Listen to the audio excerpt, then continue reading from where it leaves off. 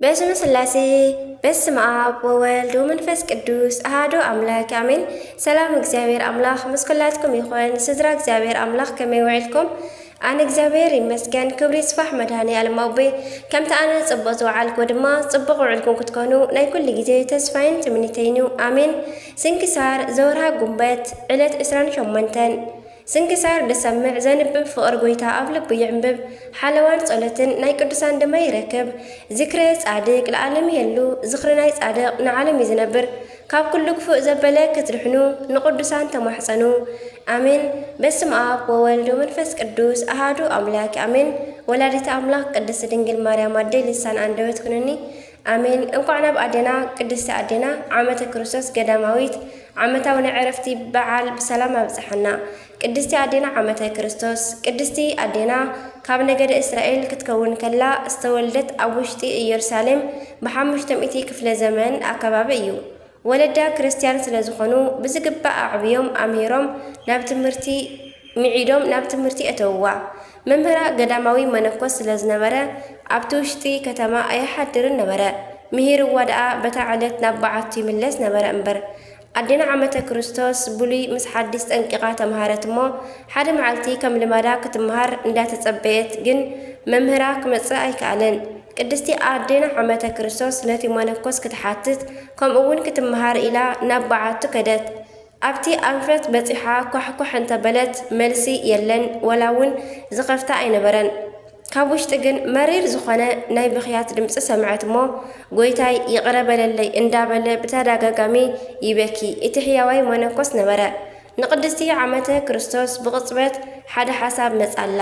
ንሱ ብንጽህና እንዳነበረ ስለ ነፍሱ ከምዚ እንተተማሕፂኑ ደኣ ንዓይከ ከመይ ዘይግባኣኒ ኢላ ናብ ቤታ ገዛኣ ተመልሰት እሞ ዝለበሰቶ ልብሲ ኣይቀየረትን፣ ቤተሰባ ኣይተፋነወትን። ካብ ቤታ ዓተር ብዘንቢል ማይ ብንእሽቶ መትሓዚ ኣቕሓ ሒዛ ናብ ጎለጎታ ገስገሰት። ኣብ ልዕሊ ናይ ጎይታናን ኣምላኽናን ኢየሱስ ክርስቶስ መቓብር ወዲቓ በኸየት ጸለየት ከዓ ጎይታይ ንነፍሰይ ናብ ዕረፍቲ ኣብፅሓያ፣ ካብ ክፉእ ጸላኢ ሓልወኒ፣ ነዚ ዓተርን ማይን ንዕድመ ዘመነይ ኩሉ ባርኸለይ። እዚ ኢላ እንዳፈጠነት ካብ ኢየሩሳሌም ተላዒላ ብእግራ ንቃዴስ ሲና በረኻ ኣቋሪፃ ግብፂ ኣተወት። ምርጫ ብሕትውና ስለ ዝኾነ ልምላሜ ኣብ ዘይብሉ ፀሓይ ኣብ ዘቃፅል በረኻ ኣተወት። ኣብኡ ድማ ካብ ዝሓዘቶ ዓተር ንቁመተ ስጋ እንዳበልዐት ካብቲ ማይ ድማ እንዳሰተየት ዝኾነ ሰብ ከይረኣየት ብፍጹም ተጋድሎ ን38 ዓመታት ጸንሐት። ናይ መዓልቲ ሃሩር ናይ ለይቲ ቁሪ ንልብሳ ቆራሪጹ ምስ ወድኦ እግዚኣብሔር ፀጉራ ይዕብዩ ኣንዊሑ ኣካላ ሸፈነላ። ግዜ ዕረፍታ ምስ በፅሐ ናይ ቅዱሳን ዜና ዝጽሕፍ ዓብዪ ኣቦ ዳንኤል ናብኣ መጸ። ምስ ረኣያ ተኸተላ። ንሳ ግን ኣብ ውሽጢ ዝተሰንጠቐ ዓሌት ኣትያ ተሓበአት። ኣባ ዳንኤል ኣብ ደገ ኮይኑ ተማሕፀነ። ኣቦይ በጀኻ ወፂኻ ባረኸኒ በለ። ጓል ምዃና ኣይፈለጠን እሞ ስለ ዝነበረ ከዓ ንሳ ግን ዕርቃነ እየ ዘለኽዎ እሞ ኣይወፅእን እየ በለቶ። ልብሱ ኣውፅኡ ሃባ እሞ ወፂኣ ኣዕለሉ እሞ ብፍቓድ እግዚኣብሔር ዜናኣ ኩሉ ፈለጠ። ናብ በዓታ ዘወር ኢሉ እንተተመልከተ ኣብ ዘንቢል ዝመልአ ዓተር ተመልከተ። ን38 ዓመታት ተበሊዑ ግን ሙሉእ እዩ። ኣባ ዳንኤል ምእንቲ ክፍትኖ ኢሉ ካብቲ ዓተሩ ጽቡቕ ገይሩ በልዓሉ፣ ካብቲ እማይ ከኣሰተየሉ ግን ክጐድል ኣይከኣለን። እንዳኣድነቐ ኣደይ ህንኪ ልብሰይ ውሰዲ እንተበላ ካልእ ሓድሽ ኣምፀለይ በለቶ። ሒዝላ ኣብ ዝመፀሉ መዓልቲ ግን ስለ ዝተሰወረት ኣይረኸባን። ሓደ መዓልቲ ግን ማለት ጉንበት 28 ኣረጋውያን መነኮሳት መፂኦም ዘጋጠሞም ነገር ነገርዎ። ከምዚ ክብሉ ሰብ ተመልኪትና ናብቲ በዓቲ ምስኣተና ዓተር ብዘንቢልን ማይ ኣብ መትሓዘን ረኸብና። ምስ በላዕናዮ ሽዑ ተወድአ። ኣባ ዳንኤል እቲ ነገር ገና ወዲኦም ከይነገርዎ በኸየ ኣልቀሰ እሞ ምኽንያቱ እቲ ዓተር ተወዲኡ ማለት ቅድስቲ ዓመተ ክርስቶስ ዓሪፋ ኣላ ማለት እዩ። እቶም ኣረጋውያኑ ግን ቀጸሉ። ካብቲ በዓቲ ክንወፅእ ከለና ብፀጉራ ኣካላ ተሸፊኑ ናብ ምብራቕ ሰጊዳ ዓሪፋ ረኺብናያ፣ ካብ ስጋኣ ድማ ተባሪኽና ቀበርናያ በሉ። أبا دانيኤل كأ زينأ صحيف اللالومي دما بيت كريستياننا تخبر الله بركة يحضرنا أملخنا بناي قدست أدينا عمة كريستوس صلوت يمحرنا كاب بركة يعدلنا آمين قنبت إسران شومنتن زخبروا عمة وناي قدسان بعلات دما قدست أدينا عمة كريستوس تقداليت قداماويت قدس إبيفانيوس ليك سجاو قبرص يدرسبت يبل ሳልሳይ አባ መርቆሪዎስ ገዳማዊ አባ ጌርሎስ ጻድቅን ሰማዕትን 45 ሰማዕታት ናይ አባ ጌርሎስ ደቀ መዛሙርቲ ቅዱስ አጋቦስ ሰማዕት ወርሓዊ በዓላት ድማ አምላኽናን መድኃኒናን ኢየሱስ ክርስቶስ ሩህሩህ አምላኽና አማኑኤል ቅዱሳን አበው አብርሃም ይስሐቅ ያዕቆብ ቅድስቲ እንድራኒቆስን ሰበይቱ ቅድስቲ አትናስያ ቅዱስ ቴዎድሮስ ሮማዊ ሰማዕት መልክዕክን ገዳማዊ ብዝኾነ ማለት ብስራሓት ርእስን ወርቂ ብምእሳርን ብኽቡር ክዳውንትን ኣይኹን መልክዕ ክንሲ እቲ ኣብ ልቢ ወዲ ሰብ ዘሎ ለዋህን ህዱእን ዝኾነ መንፈስ ይኹን እዚ መንፈስ እዚ ዘይበርስ ኣብ ቅድሚ ኣምላኽ ከዓ ክቡር እዩ ይብል ቀዳማይ ቆሮንጦስ ምዕራፍ 3 ፍቕዲ 3 بركة رديئتنا كلهم قدسان ناي عسران شومنتن مسكولاتنا يخون أمين كم أخا قنبت ناي عسران شعاتن أمين بس معاق وولد ومنفس قدوس أهادو أملاك أمين قنبت عسران شعاتن زخبرو حمتا وناي قدسان بعلات كأ أبا أفسي وأبا قبا أبا أفسين أبا قبان قصرهم كاب ساعتو ቅዱሳን ኮይኖም አባ አፍጼ እዞም ጻድቅ ዝተወልዱ ኣብ ውሽጢ እስያ ብ500 ክፍለ ዘመን ክኸውን ከሎ ወለዶም አቡሊዲስን አቅሌስያን ይባሃሉ ገና በህፃንነቶም ብሉይ ምስ ሓዲስ ጠንቂቖም ወዲኦም ናብ ግብፂ ወረዱ አቡ ድማ ብኢድ አባ መቃርስ ምንኩስና ተቐበሉ አባ አፍጼ ናብ ኢትዮጵያ ዝመፁ ኣብ አልሐሜዳ ዘመን ምስ 8 ኣሕዋቶም እዮም እዞም ጻድቅ ጸበል እንዳፍለቁ ብዙሓት ድውያን ፈዊሶም እዮም ኣብ ውሽጢ ትግራይ ይሓ ዝተባሃለ ቦታ ድማ ምዕረፊኦም ነበረ ብውሕዱ ካብ ገድሎም ብምጥቃስ ልዕሊ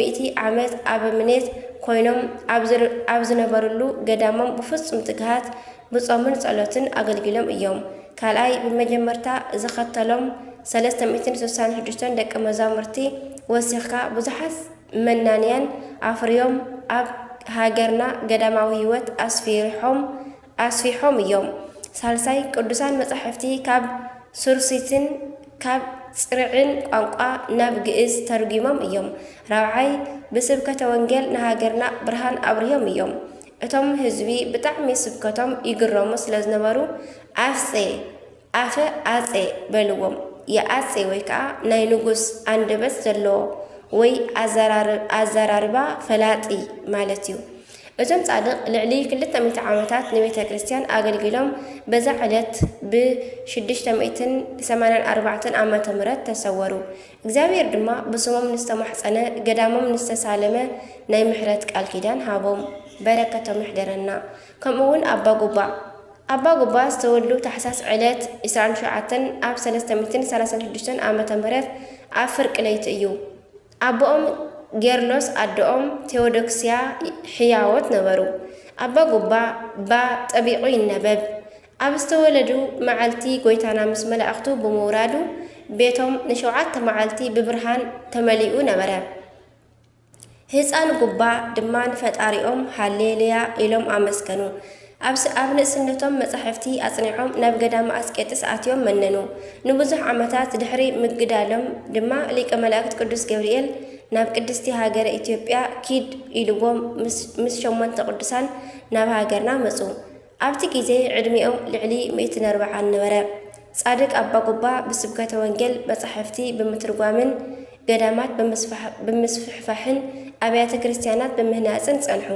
ብፍላይ ራማ ቅድስቲ ኪዳነ ምህረት ናቶም እያ ይበሃል አባ ጉባ ቅዳሴ ከቅዱስ ከለው ካብ መሬት ከፍ ሓፍ ይብሉ ነበሩ ብዙሕ ጸበል ኣፍሊቆም ድውያን ፈወሱ ሙታን ኣተንስኡ እመቤትና ናይ ብርሃን እመቤትና ቅድስቲ ድንግል ድማ ናይ ብርሃን መስቀል ሃበቶም በረከታ ይሕደረና አባ ጉባ ድሕሪ ብዙሕ ናይ ቅድስትና ዘመን በዛ ዕለት 27 ጉንበት ዓዕረፉ ኣብ ገዳሞም ድማ ተቐብሩ ኣብዚ ዘመን ትኹረት ካብ ዝሰኣኑ ዓበይቲ ገዳማት ሓደ እዚ ኣብ ውሽጢ ትግራይ ዝርከብ ናይ ኣባ ጉባ ገዳም እዩ። ጉባ ማለት ኣፈ መዓር ጥዑመ ልሳን ማለት እዩ። በረከተ መሕደረና ኣባ ጉባ ኣቦይ ሩሩህ መድኃኒ ዓለም ክርስቶስ ናይ ጻድቃኑ በረከት ይዓድለና ብጸሎቶም በደልና ድማ ይቕረ ይበለና ኣሜን። ጉንበት 29 ዝኽበሩ ዓመታዊ ናይ ቅዱሳን በዓላት ድማ ኣባ ኣፍጼ ካብ 9 ቅዱሳን ሓደ ዝኾኑ፣ ኣባ ጉባ ካብ 9 ቅዱሳን ሓደ ዝኾኑ፣ ኣባ ስምዖን ገዳማዊ ኣብ 7 ዓመቶም መኒኖም ን81 ዓመታት ብተጋድሎ ዝነበረ ሶርያዊ፣ ኣባ ይስሐቅ ጻድቅ ወርሓዊ በዓላት ድማ በዓለ ልደቱ ለክርስቶስ ኣምላኽና፣ ቅድስተ አርሴማ ድንግል፣ ቅዱስ ጴጥሮስ ተፍጻሜተ ሰማዕት፣ ቅዱስ ማርቆስ ዘሮሜ፣ ቅድስት ፍቅርተ ክርስቶስ፣ ቅዱስ ዘርአ ክርስቶስ፣ ቅዱስ ቀለሜንጦስ ሐዋርያ፣ ጉባኤ ሰማዕታት። ንነቢ ብስም ነቢ ዝቕበል ዓስብ ነቢ ይረክብ፣ ንጻድቕ ብስም ጻድቕ ዝቕበል ድማ ዓስቢ ጻድቕ ይረክብ። ካብዞም ንኣሽቱ ንሓደ እኳ ብስም ወደ መዝሙር ጣሳ ዝሑል ማይ ጥራይ ዘሰቲ ዓስቡ ከቶ ከም ዘይስእን ብሓቂ ይብለኩም ኣለኹ ይብል ማቴዎስ ምዕራፍ 10 ፍቕዲ 41። በረከት ናይ ኩሎም ቅዱሳና ምስኩላትና ይኹን። ናይ 28 ናይ 29 ከቢሮም ዝውዕሉ ኩሎም በረከቶም ይሕደረና። ሕጂ ድማ ናይ 30 ጉንበት በስመ አብ ወወልድ ወመንፈስ ቅዱስ አሐዱ አምላክ አሜን። 30 ጉንበት ስንክሳር አባ ሚካኤል ሊቀ ጳጳሳት 30 ጉንበት በዛ መዓልቲ እዚኣ መበል 68 ሊቀ ጳጳሳት እስክንድርያ ዝኾነ ቅዱስ አቦ አባ ሚካኤል ዓረፈ። እዚ አቦ ድማ መጻሕፍቲ ቤተ ክርስቲያንን ስለ ዝተምሃረ ፈላጥ ነበረ። ብልቡ ብቓሉ እውን አጽንዖም። ብድሕር እዚ ድማ ንጽህቲ ሰብነቱ ካብ ኣምላኽ ብዝረኸበ መንገዲ ምንኩስና ብምግዳል ጭፍራ ናይ ክብሪ በዓል ቤት ክርስቶስ ንኽትከውን ደለየት። ናብ ገዳም አስቄጥስ ከይዱ እውን ኣብ ውሽጡ ንብዙሕ ዓመታት ነበረ። ቅሽና እውን ተሸመ። ብድሕሪ እዚ እውን ኣብ ሃገረ ግብፂ ናብ ዘለዎ ናብ ሰንጋር ወፀ እሞ ኣብኡ ድማ ኣብ ውሽጢ ጉድጓድ ንዓርሱ እሱር ገይሩ ን40 ዓመት ተቐመጠ። ካብኡ ዝበዝሕ እውን ተቐመጠ። ኣብቲ ጉድጓድ ውሽጢ እውን ዓብይ ተጋድሎ ተጋደለ። ናይ ትሩፋቱ ናይ ጽድቅን ናይ ዕውቀትን ማለት እዩ ዕውቀትን ወረ ምስ ተሰምዐ ኣብ ሃገረ እስክንድርያ ሊቀ ጵጵስና ንኽሸምዎ ኤጲስቆጶሳት ተሰማሚዖም ሽዑ ንሽዑ ሒዞም ኣብ ልዕሊ መንበር ማርቆስ ወንጌላዊ ሊቀ ጵጵስና ሸምዎ። ምስ ተሸመ ድማ ሰናይ ኣካይዳ ኸደ። ኩሉ ጥሪት እዚ ዓለም እውን ንዒቑ ሓደገ። ካብ ዝግብኦ ካብ ዘምጽእሉ ገጸ በረከት ሓደ ዲናር ወይ ኣላድ ጥሪት ገይሩ ኣይወሰደን። ካብኡ ቆቁሩብ እናተመገበ እቱ ዝተረፈ ንድኻን ንዝተጸገመን ይህቦ ነበረ። ንኣብያተ ክርስቲያናት እውን መዐደጊ ንዋየ ቅዱሳት መጻሕፍትን ይገብሮ ነበረ። ንህዝቡ እውን ሓደ ግዜ ካብ መጻሕፍቲ ሓደ ግዜ ካብ ድማ ካብ ቃሉ የምህሮም ይግስጾምን ይመኽሮምን ነበረ። ሰናይ ኣገልግሎቱ ምስ ፈጸመ ድማ ናይ ክብሪ በዓል ቤት ጎይታናን ኣምላኽናን ኢየሱስ ክርስቶስ ካብ ድኻም እዚ ዓለም ንኸዕርፎ ኣክሊል ህይወት እውን ኣብ መንግስተ ሰማያት ንኽህቦ ደልዩ ናይ ሓንቲ መዓልቲ ሓንቲ ለይትን ሕማም ኣብ ልዕሊኡ ኣምጽአ። ፈጺሙ ኣይተናገረን። ክንትመውት እውን ክመውት ከለውን ናይ ክብሪ በዓል ቤት ጎይታናን ኣምላኽናን ኣመስገኖ። ገጹ እውን ብምልክት መስቀል ኣማዕተበ። ነፍሱ ድማ ኣብ ኢድ ናይ ክብሪ በዓል ቤት ጎይታናን ኣምላኽናን ኢየሱስ ክርስቶስ እግዚኣብሔር ሃበ። ሙሉእ ዕድሚኡ ድማ 9 ዓመትን 8 ወርሕን እዩ። ንእግዚኣብሔር ኣምላኽና ምስጋና ይኹን። ንዕና እውን ብጸሎት እዚ ኣቦ ይምሓረና። በረከቱ እውን ምሳና ትንበር ንዘለዓለም ዓለም ኣሜን። ኣርኪኡ ድማ ከምዚ ይብል ሰላም ለሚካኤል እግዚአብሔር ዘንእዶ ሰብአ አስመሮ ፈድፋደ እንዘይጸመዶ በመጽሐፎ ወቃል ልበ ምእመናን ምሒዶ ዓረፈ የውም ቅድመ እለ ይቀውሙ አውዶ በአርአያ መስቀል ቅዱስ እንዘይሰፍእዶ ይብል። በረከቱ ይሕደረና አሜን። ከምኡውን ቅዱስ ቆሮስ ሐዋርያ በዛ መዓልቲ እዚኣ ካብ 72 ኣርድእቲ ሓደ ዝኾነ ሐዋርያ ቆሮስ አዕረፈ። እዚ ቅዱስ ድማ ጎይታና ኣብ ዘምህረሉ ወርሓት 3 ዓመት ኣገልገሎ። ብድሕሪ ዕርገቱ እውን ንሃዋርያት ኣገልገሎም። ምስኣቶም እውን መንፈስ ቅዱስ ተቐበለ። ብድሕሪ እዚ እውን ምስ ቅዱስ ጳውሎስ ሃዋርያ ብምዃን ኣገልገሎ። ቅዱስ ጳውሎስ ተኣሲሩ እንከሎ ድማ መልእኽቱ ናብ ብዙሓት ሃገራት ይወስደሉ ነበረ። ካብ ኣሕዛብን ኣይሁድን እውን ንብዙሓት መሃሮም። ጥምቀት ክርስትና እውን ኣጥመቖም። ብድሕሪ እዚ እውን ናብ ሃገራት ብምብራቕ ከደ። ካብ ምኹራባት ኣይሁድ እውን ብዙሕ መከራ በፅሖ እሞ ኣዕረፈ። ንእግዚኣብሔር ኣምላኽና ምስጋና ይኹኖ።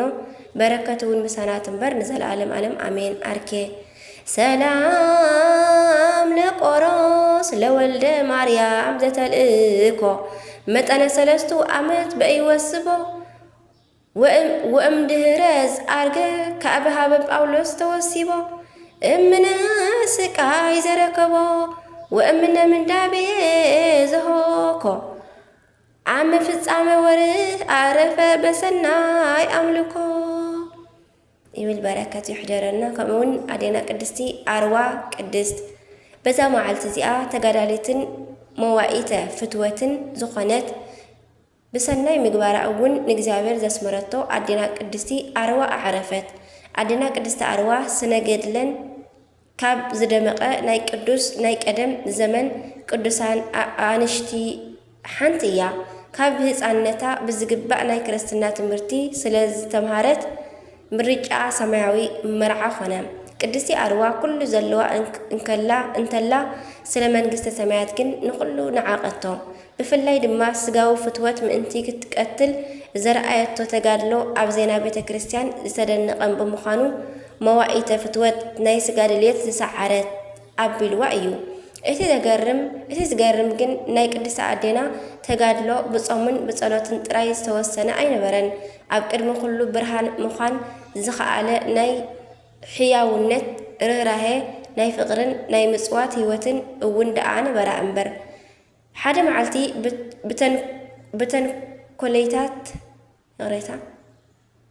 ብተንኰለታት ናይ ሓሶት መሰኻኽር ብተንኰለኛታት ማለት እዩ። ብተንኰለኛታት ናይ ሓሶት መሰኻኽር ብዘይ ጥፍኣታ ናብ ፍርዲ ቀረበት። ፍርደ ገንድል ኮይን ዳይና እውን ኣብ ልዕሊኣ ሞት ፈረደ። ኣብ ኣደባባይ ድማ ብጭካነ ንቅድስቲ ኣርዋ ቀተልዋ። እግዚአብሔር ግን ድንቂ እዩ እሞ ካብ ሞት ኣተንሲኡ ቀተልታ ከም ዝጠዓሱ ገበረ። ድሕሪ እዚ እውን ብንጹህ ኣነባብራ ቀጸለት። ሓደ መዓልቲ ግን ከቢድ ፈተና መጻ። ሓደ ብጽባቐኣ ተማሪኹ ክደልያ ዝነበረ ጎበዝ ኣብ ሕማቕ ሰዓትን ቦታን ረኸባ። ናይ ስጋ ፍቓዱ ምእንቲ ክፍጽም ድማ ከገድዳ ደለየ እሞ ናብ መሬት ኣውድቓ። ንሳ ግና ነብሳ ካብ ስግኣ ንኸትፍለ ጸሎት ጸልየት። እመቤትና ድማ ጸሎታ ሰሚዓ ሽዑ ንሽዑ ወሪዳ ንነፍሳ ኣዕረገታ። እቲ ጎበዝ ድማ ናብታ ዝደርበያ ቅድስቲ ዘወር ኢሉ እንተተመልከተ ሞይታ ረኸባ እሞ ተጠዓሰ። ወገናታ ድማ ብዝማሬ ንኣዴና ቅድስቲ ኣርዋ ቀበርዋ። በረከታ ይሕደረና ንዘለዓለም ዓለም ኣሜን።